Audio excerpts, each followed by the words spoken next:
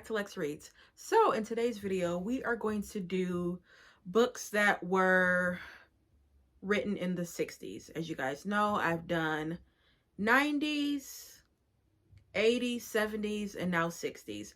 So of course I have some that are like well known. I think mainly in the books in the 60s, mainly these are books that people do know about. I maybe have like one or two that are not really just talked about. But mainly they are well known. I was going through my library, and I was like, you know what, I don't have a lot of books from the 60s. I thought I did, but then when I was going through them, I'm like, you actually don't have a lot. So clearly we know I'm gonna have to change that.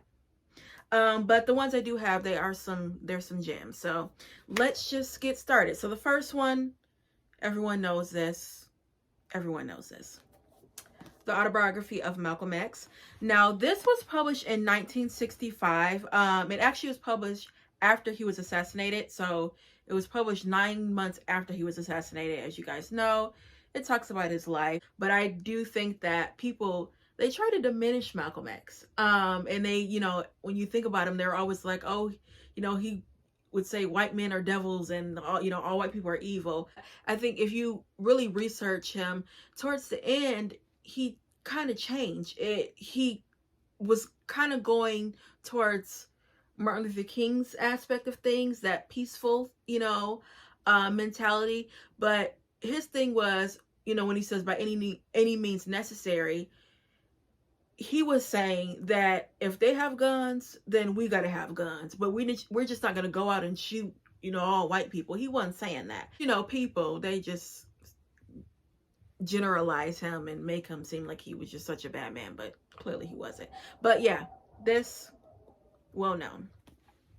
Next is another autobiography. It's by Edwidge, I always say his name wrong, Edwidge Cleaver. This is Soul of Ice. This was published in 1968. Now, this book is really, oh Lord, he talks about his he has a lot of things that he talked about. Basically, this was written when he was in prison, and it didn't come out until like 3 years later. But he talks about admitting to raping Black women. He also was talked about, he criticized James Baldwin when it came to his sexuality. He had a lot of homophobic ideas and things like that. But what I couldn't get down with was like him admitting what he did. And it was, what did he say? It was like a practice. He raped women because it was a practice run for white women, something that was real off. Okay. And I'm like, come on, dude. But he admitted to what he was saying and what he did. But while he was in jail, he was reflecting like that was inhumane and things that I did. But, girl. But yeah, that's all I gotta say about this. Next is Another Country by James Baldwin. This actually is my favorite book by him. This was published in 1962. And girl, this deals with sexuality. Of course, it deals with race. It deals with inequality. That's just his themes. My favorite character, I would say, in this book is Ida, which is Rufus's sister. And girl, when I tell you everybody was sleeping with everybody, I mean, girl, they was just getting it in, okay? But this novel makes you think. All of James Baldwin's novels make you think. When they think of James Baldwin, they automatically go to his nonfiction, but his fiction work is fantastic. I have read all of his fictional works, and girl, this man just knew how to write. So, but this one, I would say, this is my favorite. And next will probably be The Amen Corner, which is a play. Fantastic. Okay, next is not one I think a lot of people don't know. It's by Ernest J. Gaines, and it is Catherine Colmar. This was written in 1964. You do think of Ernest J. Gaines, you think of what, Miss Jane Pittman and A Lesson Before Dying. This was his first novel, his debut novel. This is about a man named Jackson. He It's set in Louisiana, and he goes away to college. He comes back, and he's real polished, educated, and he feels isolated from, you know, the small town in Louisiana because they just don't really get him. And he ends up falling in love with Catherine, and you just see how it goes. Of course, I love Ernest J. Gaines books because they are set in Louisiana, and that is a state that I can truly relate to. Both sides of my family from Louisiana. And when it comes to, you know, the South and that dialect and just all that, I love it. Growing up, you know, hearing all of that. And then with Ernest J. Gaines, you are going to get all of his books. It deals with inequality with towards Black men and towards Blacks in general, but mainly Black men. He knows how to do that. But this, I actually really enjoyed it. Did not read like a debut novel, but I mean, Ernest J. Gaines could write like nobody's business. So yeah. Next is Jubilee by Margaret Walker. No, I have not read this. This actually is on my TBR to read. I'm so excited about it because it is a slave, you know, novel, slave narrative. It is, they say semi-historical fiction because it is based on Margaret's great-grandmother. It's basically about a mulatto girl during and after the Civil War.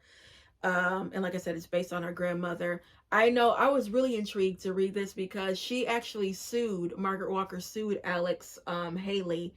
She said that he stole some of her material and things like that. So I just want to see, you know, does it have some similarities to Roots? The case was dismissed, but yeah, I'm really excited to read this.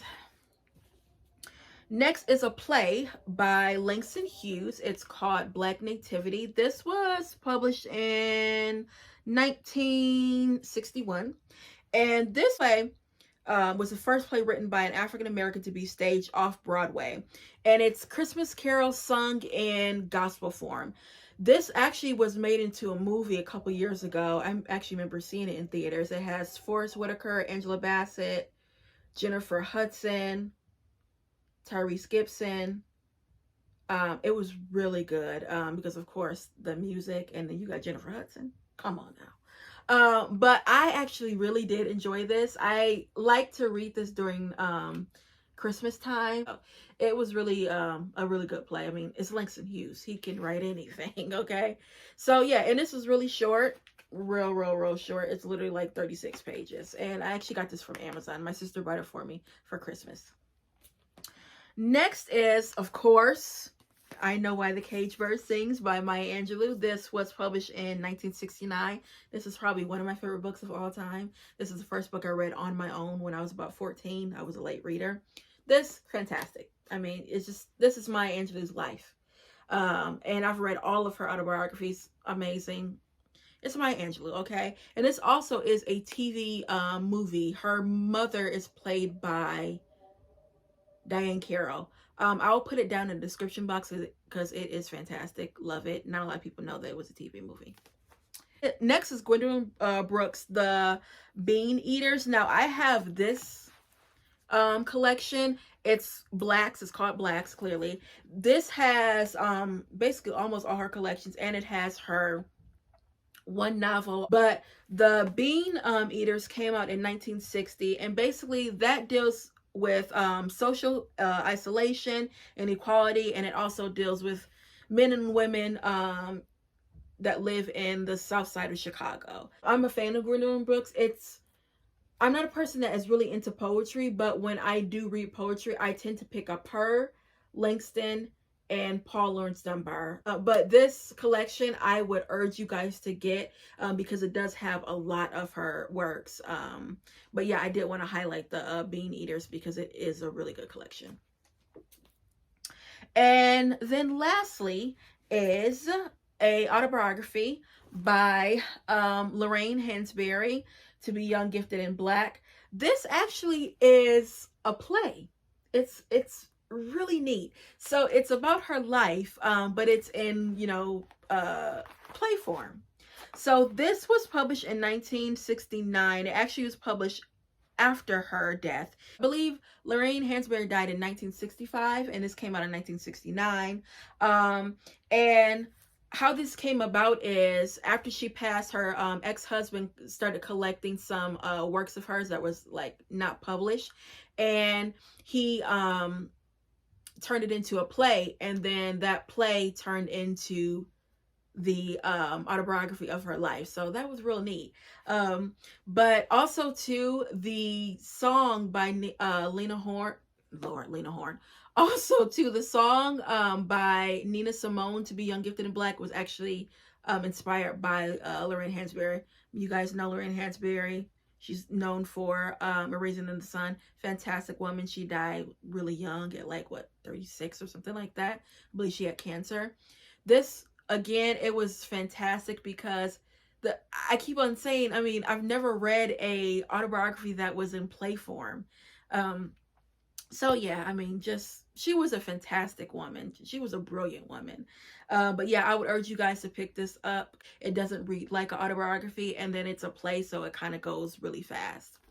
So yeah, guys, that's all I have when it comes to books from the 60s. Like I told you, I don't have a lot, which I'm gonna have to change that. But yeah, those are books from the 1960s. So yeah, I'll be back with more Black books. Bye.